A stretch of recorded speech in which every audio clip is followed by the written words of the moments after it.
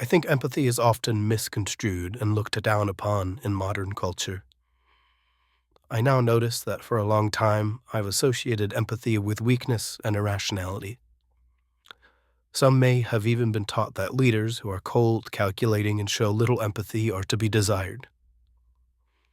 American Heritage Dictionary defines empathy as the ability to identify with or understand another's situation or feelings. I think this is crucial for rationality. To make the best informed actions requires getting outside of your own perspective and putting yourself in other people's shoes.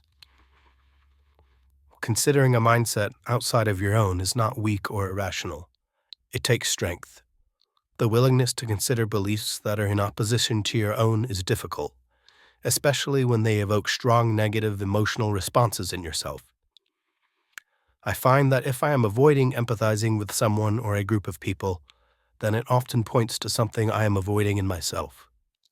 Empathy points out our blind spots. This is not to say that empathy should result in leniency to wrongdoing or that it should necessarily change your own beliefs. Often it won't and should not.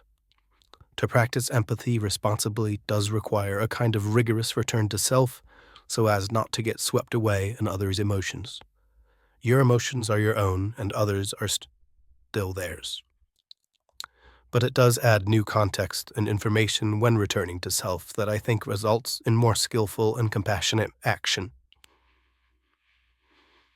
Modern culture, social media, and technology often fortify the ego's existing constructs and reduce empathy. Feeds can easily become flooded with sensationalist demonization of those that aren't congruent with your own thinking, fanning flames of hatred and leaving little room to truly consider ways of thinking outside your own. People become pixels and chat bubbles instead of people. Dependence on apps, systems, and services instead of face-to-face communication reduce empathy. When the interface isn't human, we forget we are depending on other actual human beings with lives and emotions. Even these small interactions offer moments of connection and opportunities to practice empathy. Empathy is a practice, not a you have it or you don't type thing. I set the intention to practice responsible empathy this year, to attempt to identify with other situations or feelings rather than avoiding them, because I realize that to do so would be to avoid a part of myself.